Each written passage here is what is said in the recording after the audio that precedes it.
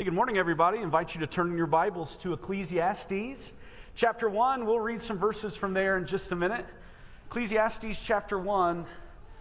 I thought it was spring break. I thought it was spring. It's winter again, but it's life in Georgia. But as we turn our thoughts to summer and school being out and all those things, people have been traveling, going out of town. We got a trip planned of our own. 10 years ago, we took the family which was smaller, to Europe. And in May, our plan is to go again for a couple weeks, to take the kids to London and visit all parts in the UK. And I've been thinking about some of the cool things that there are to do over there that are just different than over here. You can stay over there in a castle, and it looks like a castle. It's an actual castle. Not that we're going to do that, but they're like, hey, stay in a castle. This is 1,000 years old. Over here, history it isn't that old. And there's so many cool places to go and things to see. Probably the most cool things you can do is go visit the British Library. They just have some ancient books. They have old things that are there, some very old Bibles and some of the old Gospels on papyrus. They've got 3,000-year-old Chinese oracle bones. They got all kind of things you can see. Actually, it's probably the largest library in the world with millions and millions of books, periodicals and newspapers from around the world, 3 centuries worth of newspapers that you can go check things out and you can read them from all over the globe. And it's a cool place for people to go and visit. But I want to ask you a question. If you could read every book in there, what kind of person would you be? If you could take all of the knowledge that was in that library and deposit it in your brain, what would you be? You have to think you'd be pretty smart. You'd be knowledgeable about a lot of things. You would understand a lot of things. And that's really what we try to think about how many books you read. You might read a book or two and think, hey, I've learned something, I'm smart. But if you read 10 books a day from there, it would take you 40,000 years to read every book in there. That's a long time, and that's a lot of information. And it might feel a little bit overwhelming, and you might feel a little uneducated after thinking about those numbers. And, newsflash, you are relatively uneducated, and you don't know a lot. But that's what makes the Bible so helpful for you and I, is because you have from God Himself, the creator of all things, insight, wisdom, and information. And not just any amount of information, but really what matters to humankind. And one of those books that just screams wisdom to us is the book we're going to look at this morning, the book of Ecclesiastes. And in this book that you have in the Bible, it's written by a man, most people assume it's Solomon from how he identifies himself, who would be, from our perspective, the wisest person who ever lived. Now, if you could sit down and think about what the wisest person who ever lived had to say about life and success and failure and what matters to a man, wouldn't it be worth your time? And to distill everything that anybody could ever know into just some salient points for us to appreciate, hopefully that would be time well spent. We're going to try to do that this morning in a lesson I've titled, The Wisdom of the Ages. And we're going to lean on a guy who, toward the end of his life, had a lot of perspectives about life in general. And he wasn't just any guy. If you know your Bible, you probably are familiar with King Solomon. And Solomon, of course, the son of David, who was chosen by God to be the king over Israel. And Solomon represented Israel at the height of its territory, its dominion, its wealth, to where people like the Queen of Sheba are coming and they're seeing and they're listening to King Solomon and they're appreciating all the things that he has and the beautiful temple. Remember, we had a lesson on that several months ago where, this overlaid in gold, it's just gorgeous. This guy was successful, but that wasn't really what made him stand out. If you remember the story, God asked him, you just let me know what you want. I'll give you anything. What is it that your heart desires? And instead of asking for money or asking for long life, he asked for wisdom to be able to judge his people fairly. And God said, hey, because you asked for something good, I'm going to give you all this other stuff too. But I'm going to give you wisdom. And so Solomon is the one that people looked at, and they came from far and wide to hear the things he would say, and to hear him judge, and to hear him comment. And so toward the end of his life, after living this just very great existence, albeit with some mistakes, Solomon wrote some things down for us to remember. So I want you to read with me, starting in chapter 1 of verse 1. And I want you to appreciate just a little bit of his thoughts as we open our lesson this morning. It says, the words of the preacher, the son of David, king in Jerusalem. Vanity of vanities, says the preacher. Vanity of vanities. All is vanity. What advantage does man have in all his labor in which he labors under the sun? A generation goes and a generation comes, but the earth stands forever. Also the sun rises and the sun sets, and hastening to its place, it rises there again, going toward the south, then circling toward the north. The wind goes circling along, and on its circular courses the wind returns. And all the rivers go into the sea, yet the sea is not full. To the place where the rivers go, there they go continually. All things are wearisome. Man is not able to speak of it. The eye is not satisfied with seeing, nor the ear filled with hearing. That which has been is that which will be, and that which has been done is that which will be done. So there is nothing new under the sun. Let's pause for a minute. You can appreciate maybe a little bit of his pessimism here, in which he's kind of looking out at life and his existence, and he's got a little bit of melancholy, right? I mean, he's looking out and he's saying, hey, what is life all about? I mean, you work hard, but then there's some permanence to the rest of these things, it seems like, but you're not going to be a permanent fixture on this earth. Like the winds are going to keep coming, the sun's going to keep rising, the rivers are going to keep flowing to the sea, they're never stopping. But you, well, there's a difference with you. Now, let's skip down to verse 12. I, the preacher, have been king over Israel in Jerusalem, and I gave my heart to seek and explore by wisdom concerning all that's been done under heaven. And it is a grievous endeavor which God has given to the sons of men who are to occupy themselves. I've seen all the works which have been done under the sun, and behold, all is vanity and striving after the wind. So again, he's saying, like, man, even your life, there's something here that is vain. Now, notice in verse 2, or chapter 2, excuse me. I said in my heart, come now, I'll test you with gladness, so that you shall see good things, and behold, it too was vanity. Skip down to verse 4. I made my works great. I built houses for myself. I planted vineyards for myself. I made gardens and parks. I planted all kinds of fruit trees. I made for myself pools of water from which to water a forest of growing trees. I bought male and female slaves. I had homeborn slaves, and I possessed flocks and herds larger than all those that preceded me in Jerusalem. Also, I collected for myself silver and gold, and the treasure of kings and provinces. And I provided for myself male and female singers, and the pleasures of the sons of men, many concubines. And I became great, and increased more than all who preceded me in Jerusalem, and my wisdom stood by me. All that my eyes asked for, I did not refuse them. I did not withhold from my heart any gladness, for my heart was glad because of all my labor, and this was the reward for all my labor.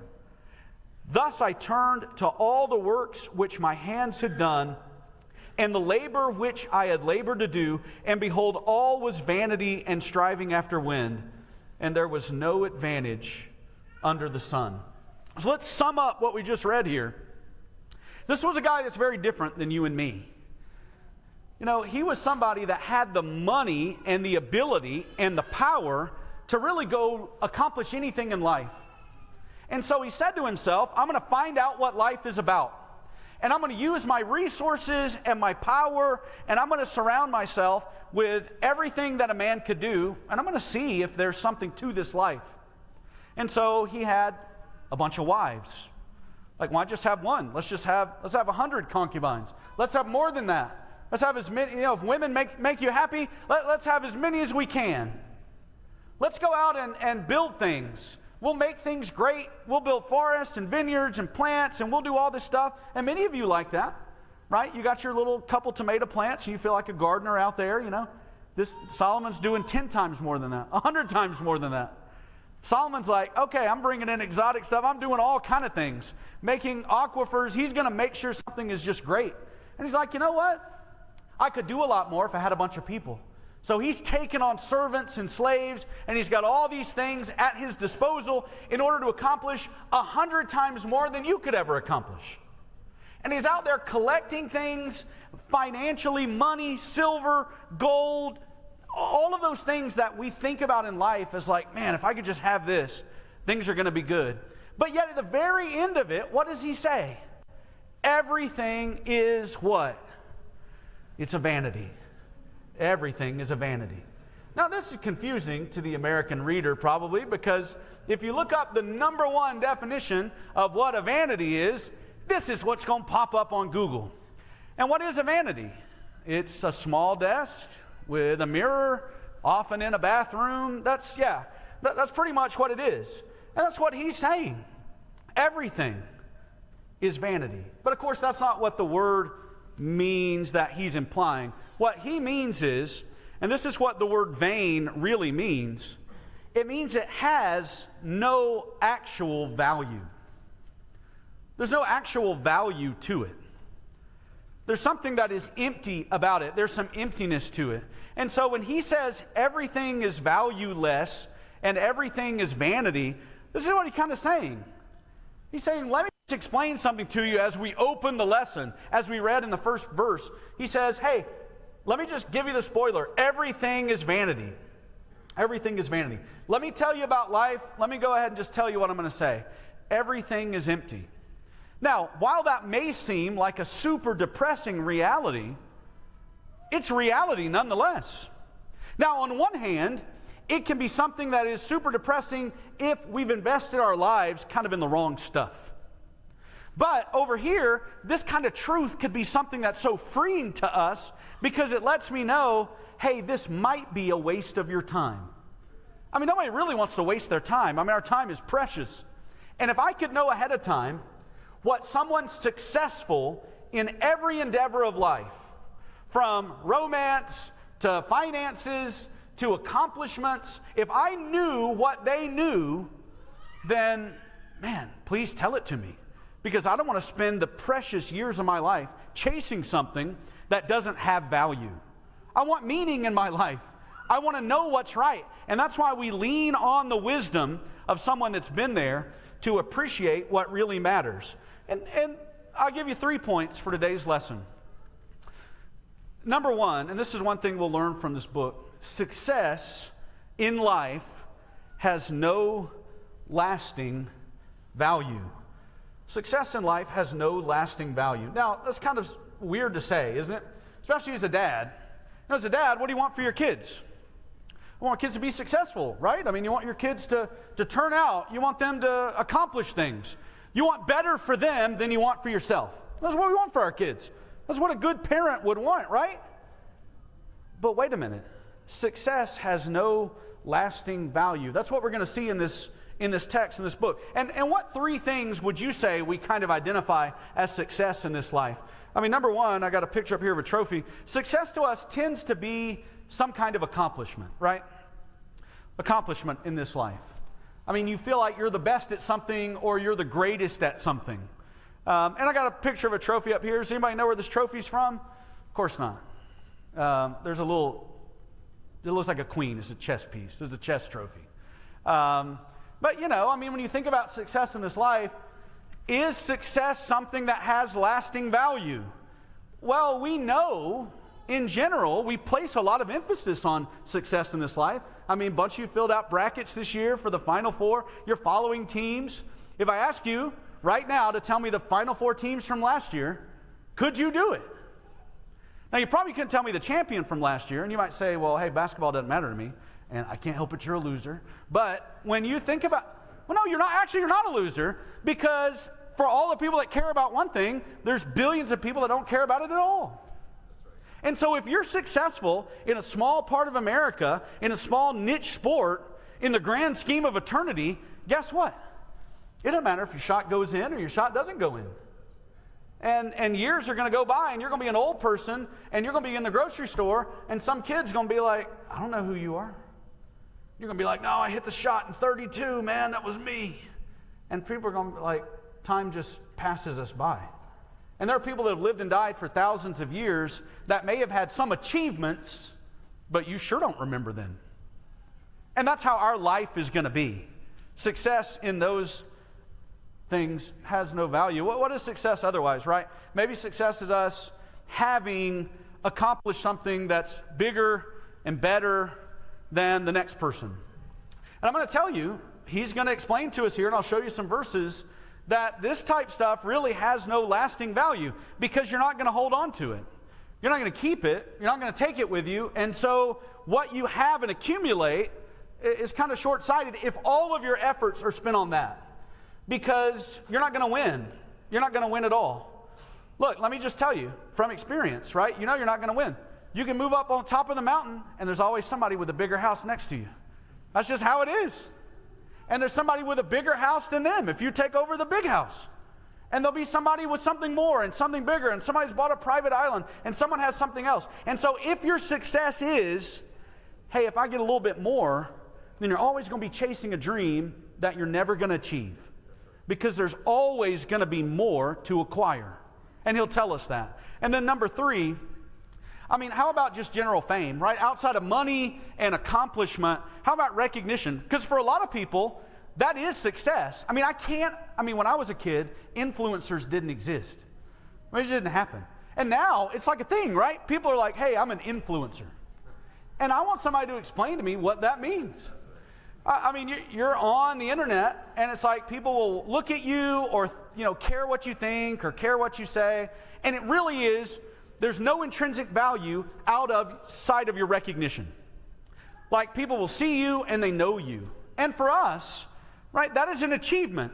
That some people want to be recognized, and I want followers, and I want people to look at me. And at some point, that's just going to fade away, right? Just like the Hollywood Walk of Fame. Getting a star on the Hollywood Walk of Fame, that is like the pinnacle of success in American culture. And I got a picture, one of the first ones that came up here is of Winnie the Pooh. He's got a star on the Walk of Fame. Well, what do you think people are going to think about Winnie the Pooh in 1,000 years? Nothing. Absolutely nothing. And that Walk of Fame at some point, like the Colosseum and things of old, are going to be decayed and broken and torn up. And some bulldozer someday is going to tear up the Winnie the Pooh star. It's not eternal. And it's weird. Maybe you like Winnie the Pooh. I don't know. But no one's going to care about Winnie the Pooh later. And so there are some things in this life that, while they may seem depressing, they're only depressing to people that have invested their lives in these things. To people that are starting their life, you can be freed from these things by listening to some of this wisdom. Success has no lasting value. And I'll have these verses on the board. Notice what he said. Thus I considered all my activities which my hands had done, and the labor which I'd exerted, and behold, all was vanity and striving after the wind, and there was no profit under the sun. Now, how could he say that? And why would he say that there was no profit to these things? Here, he gives us some explanation and some reasons for this. He says in verse 17 and 18, here's why I hated the fruit of my labor, for which I labored under the sun. For I must leave it to the man who will come after me. And who knows whether he will be a wise man or a fool. Yet he will have control over all the fruit of my labor, for which I've labored by acting wisely under the sun. This too is vanity. So here's just a poke for the guys in the congregation, right? I mean, you work hard all your life. You save and you scrimp, and you want to have a nice bank account. You want to be able to take care of your family and do the right thing. Hey, that's what a dad's going to do. But let me tell you, all the while, you are wasting your life to acquire a large sum of something to literally hand to someone else. And when you think about that, I mean, just notice this verse. And who knows whether he will be a wise man or a fool? Now think about your kids. And you're probably thinking, oh no, I'm going to leave it to a fool. Right? I'm going to give $500,000 to one of my children? Like, is this what I'm going to do? They're going to have control over my house that I've meticulously cared for. They're going to care for my estate. They're going to care for all these things. And this is one of those realities that he had. I could acquire everything, but I'm just going to end up leaving it behind to somebody else. Well, that's kind of scary. Now, if I could acquire and have and hold, well, then I could see some lasting benefit. But if I got to leave it to somebody, man, that's a problem. In chapter 4 and verse 8, he says, there's a certain man without a dependent, having neither a son nor a brother, yet there was no end to all his labor. Indeed, his eyes were not satisfied with riches, and he never asked, and for whom am I laboring and depriving myself of pleasure? This too is vanity, and it's a grievous task. So here's another side to it. You might be sitting there thinking, hey, I love my kids. I'm going to take care of my kids. I'm going to leave stuff for my kids. That's a good thing to do, right? Yeah, but it's really no different than what you would be doing anyway. If success in our life is motivated by, the paycheck every couple weeks or whatever it is, there are people out there that don't have a dependent, they don't have a child, they don't have all this stuff, and they're living their life no different than everybody else. They're working hard, and they're saving, and they're trying to acquire, and we're climbing the ladder, and we're doing these things, and we'll do it even without a beneficiary. We'll just keep living our life this way, like I got to give it to somebody, and there's nobody there, and he never asks. It says, why am I doing this? Look, one of the greatest things we can ever do is ask ourselves why. Why am I doing what I'm doing? And we'll grow up in a society where we'll just do what everybody else does. This is what I'm supposed to do. We go to school. Well, somebody decided when we go to school. Somebody decided that we should have a public school, and you put your kids in it, and they come out 12 years later, and then they go to school 5 more years, and then they live, and they buy a house, and they have kids, and they die. Like, this is someone's dream and idea. And we never ask ourselves, why? Why would I do this? Why am I working until I'm 70 and then I'm too old to enjoy myself? I'm not knocking 70-year-olds, but you know what I'm saying. Like, we always put it in the future that, hey, by the time I get old enough, I won't be able to buy that house. And every 70-year-old I've talked to is like, no, we want to downsize. I don't want a yard. I don't want a house. And so you're waiting for a future, and when that future comes, you don't even want what you've got. You got too much. And nobody ever asks the question, why? Ecclesiastes 5, 16 and 7. This is a grievous evil. Exactly as a man is born, thus he will die. So what is the advantage to him who toils for the wind? Throughout his life, he also eats in darkness with great vexation, sickness, and anger. Man, does this not describe the American condition? Like, we're working hard for something, and we're in the most blessed place that exists today, and people aren't happy. By the tens of thousands, people are anxious and depressed and vexed and angry and surrounded by blessings and toil and work, and nobody here is better off. We got to medicate ourselves out of it because we're miserable. Why is that? Maybe the dream is a nightmare. Now, that's a sad thing to say, but this is what the guy's saying. And notice what I've got bolded here. Exactly as a man was born, thus he will die. And so how you come, owning nothing and having nothing, is how you're going to end up. You're going to have nothing. And again, think about the end of a person's life, and I mean this in the kindest possible way. Your end is not a pretty thing. In a hospital bed, hooked up to a bunch of wires, in an assisted living place where you don't even know anybody, you don't even know your brain. Our end is just as ugly as the beginning. And the small amount of glory that we seek in the middle is a mirage, because we're going down. We're going back. Again, let this free you. I mean, that's the benefit. That's the point of it. That knowing what we know about success can't it temper and change our lives a little bit? We'll talk more about that in a minute. Point number 2, not only is success not something that we're really going to achieve in this life, number 2, life is not fair. Life in this life is not fair. That's what he learned from looking back at life. He said in verse 1 of chapter 4, I looked again at all the acts of oppression which were being done under the sun, and behold, I saw the tears of the oppressed, and that they had no one to comfort them. And on the side of their oppressors was power, but they had no one to comfort them. And let me say something here, and again, this might feel depressing. But we acknowledge and recognize abuse in this life. We know when people have been mistreated and treated unfairly. We know that people have been marginalized and kicked to the curb. But I'm here to tell you that that's been happening for thousands of years, and it's going to continue to happen long after America's gone. Wherever people can, through power or money or influence, they're going to abuse those that have neither power nor influence. And that's just happened, and it's going to continue to happen. And so when he looks at this life, he isn't saying, hey, nothing should be done about it. He's saying this is the reality. And you can try and you can fight and you can form a group or a coalition, and let me tell you what's going to happen. The coalition that says, hey, give us your money and we'll take care of the abuses that have been happening to you, you know what happens? They end up getting money and power and using that to their own influence and their own personal gain. I mean, again, let me ask you a question. On both sides of the aisle, are our politicians good, honest people? Or do they find themselves easily swayed by the things in this life? Man, oppression is just a part of life. Life isn't fair. He says in chapter 2, verses 14 and 15, the wise man's eyes are in his head, but the fool walks in darkness. And yet I know that one fate befalls them both. And I said to myself, as is the fate of the fool, so it will also befall me. So why then have I been extremely wise? So I said to myself, this too is vanity.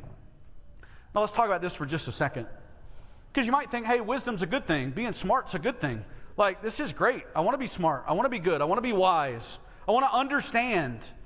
But what he's saying is, ultimately, if you try to achieve intelligence and education and knowledge, you still are going to have negative things befall you and happen to you. So it's not that if in this life you've been so smart and careful and cautious that you're going to prevent calamity any different than anybody else. Bad things can still happen to you. I don't care how good shape you're in, how much you've been taken care of. I remember years ago, a lady from my old church back in Birmingham, she was on her deathbed. And she's ravaged by cancer. And I remember asking her, or somebody asked her, I forget now, it's been several years, what one thing, advice would you give for anybody? And looking back at her life, she says, I wish I'd exercised less. Because she was in shape.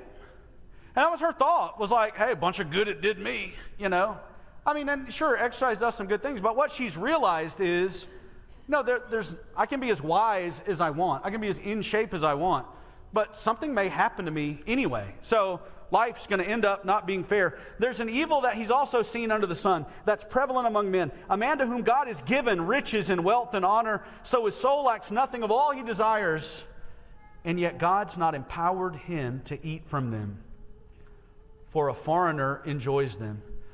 This is vanity and a severe affliction. I mean, I told you this story years ago when I first started at Bell South. And I was in the call center, and I was sitting by a lady that was also taking calls, and she had been there 45 years. Well, she'd been working 45 years. She was an old lady. I know some of you are like, well, it's not going to be me. It is going to be you, but hey, it's our future. But when you think about it, like she was there a long time. And she had these big dreams. She was like, look, I'm about to retire. I'm going to go down to Bruton, Alabama. I'm going to build this house under these pecan trees where my family was raised, and that's what I'm going to do. And I was like, good for her. And she was telling me about what it was like. She was an operator and taking calls and switching things. It's been a long time. That was like around, 1950, because I started in 2000. And she talked about all these things. Her name was Agatha. And I remember when she moved down there, I asked a friend of hers, hey, how's she doing? And they were like, oh, she died like a month after she retired. That's what this verse is talking about. Like, you can finally have it where you're ready, right? You've accumulated all these things. You've been successful. You've been wise. You've been smart. You got everything. But God doesn't allow you to eat of the benefits. And they're gone. And he says a foreigner enjoys them. He's just implying somebody else, not necessarily an international person. So again, what we learn from life is that life just isn't fair. There's not good things that happen to us all the time.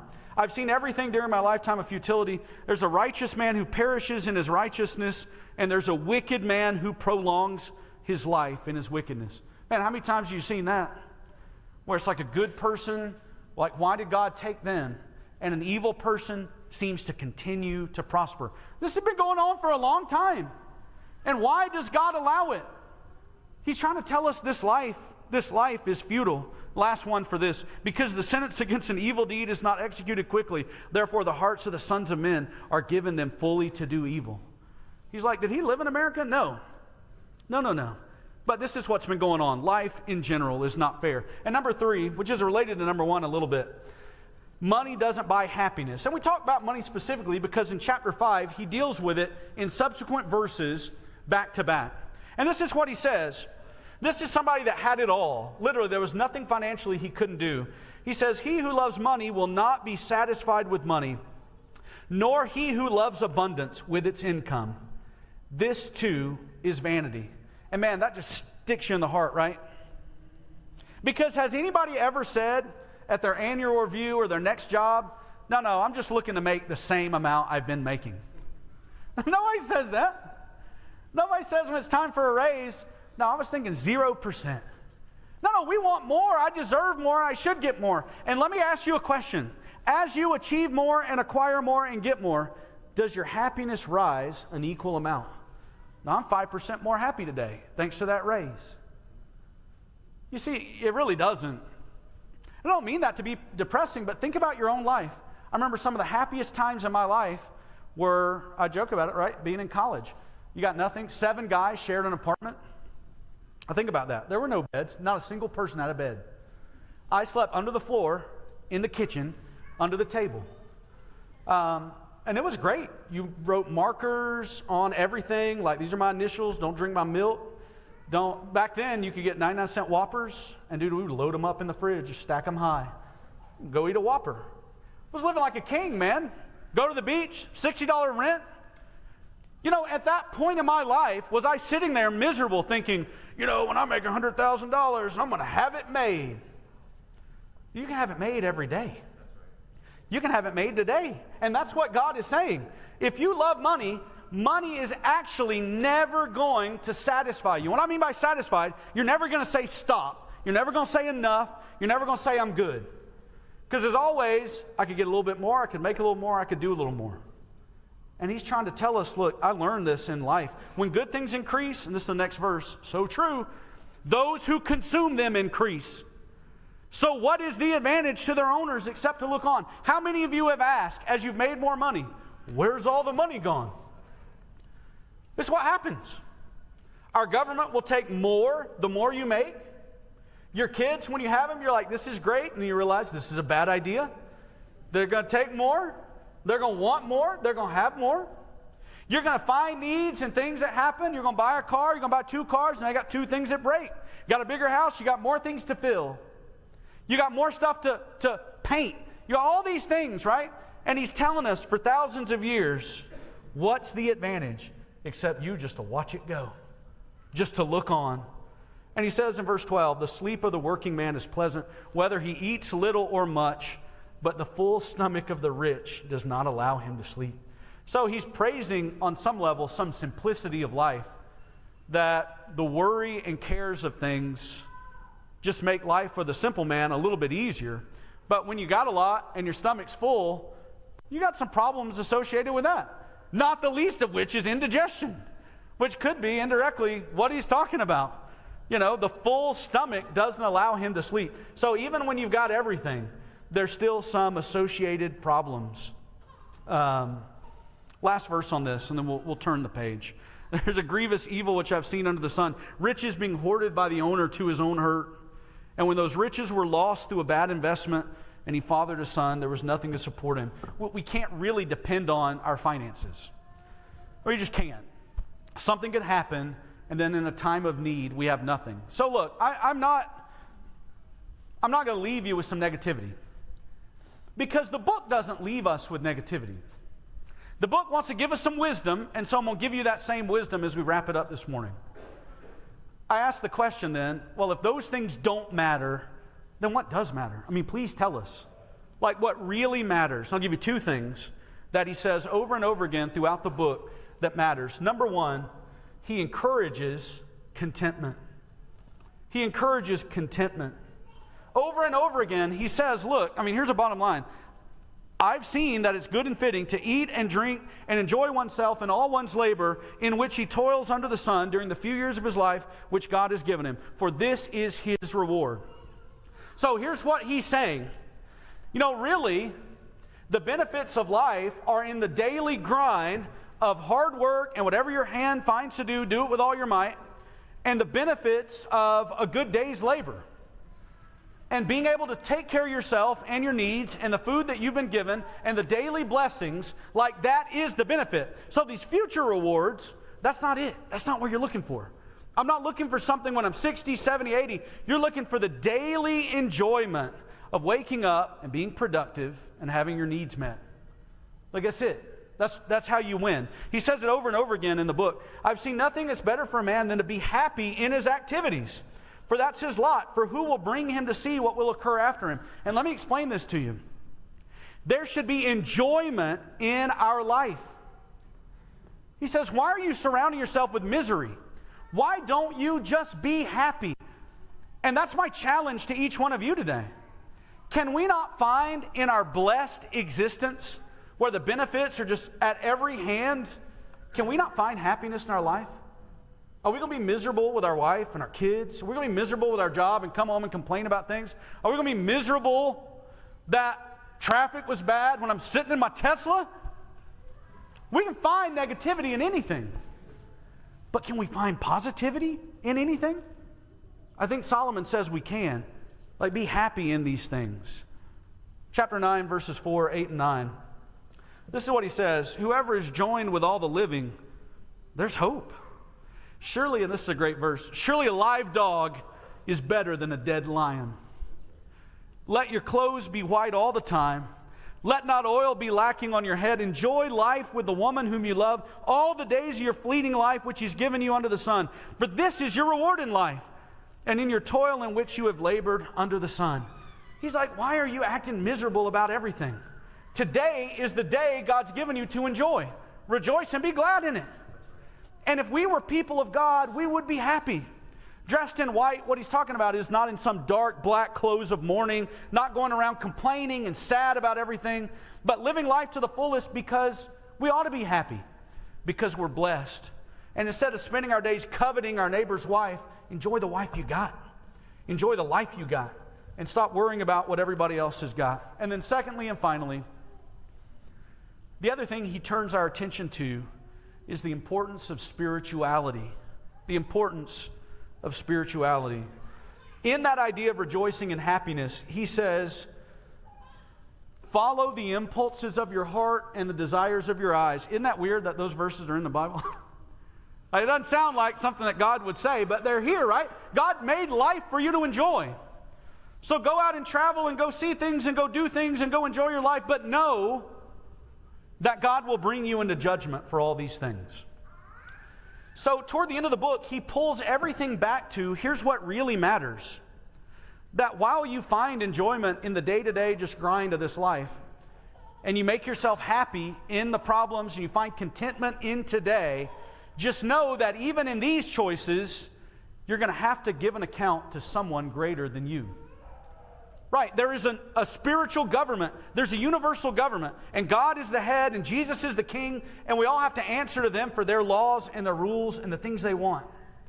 And we kind of know that, and we feel that, oh, this bad person, surely God's going to punish them, or there's going to be some kind of karma, and everybody kind of feels like something is going to happen where the rights are going to be, or the wrongs are going to be righted, and God's going to sort it out. And that's true, and that's what he's saying. Like in the middle of this life, you got to know God's going to bring these things into judgment. And so he encourages us to remember our Creator in the days of your youth. Remember your Creator, to have some thought to. There's more to this life than just these things. And to remember God and to remember these things, because this is the conclusion when all has been heard. is to fear God and keep His commandments. Because this applies to every person. For God will bring every act to judgment, everything that's hidden, whether it is good or whether it is evil. So that's the verse I'll leave you with. I mean, this is the end result of it all, is that this life is bigger than us. There's more to this life than just what we are today. And as attached as we are to these things, as invested as you are in your company, as excited as you are to accomplish and achieve, recognize that all those things are going to be nothing. And the companies and the people that exist today, as sure as the world, are going to be gone tomorrow. And nobody's going to know your name except one person, and that's the Father that made you. Now, He's going to see you again, and you're going to see Him, and He's going to say, hey, I tried to tell you, like, don't get wrapped up in this stuff. Like, think about what's lasting and valuable. Think about eternity. Think about me. And I call your attention to that this morning as we close the lesson. I mean, just think about Jesus. I mean, we've sang songs about Jesus, and who Jesus is, of course, is God in the flesh, saying, hey, I know you guys have made a mess of things, and you want things to be better, but I will take care of that for you. I'm going to come down, and I'm going to live how you ought to have lived, and I'm going to die a death that you deserve to die, and I'm going to live and die for you. And all I ask in return is you to live for me. And we call you this morning to do that. If you want to make your life right with God, man, make that confession of belief and trust in Jesus. And maybe you don't know the story. Maybe you need to find out more. Hey, we'll help you with that. Maybe you know, and you're ready to take that step. You've never been baptized into Christ. We'll do that for you now, too.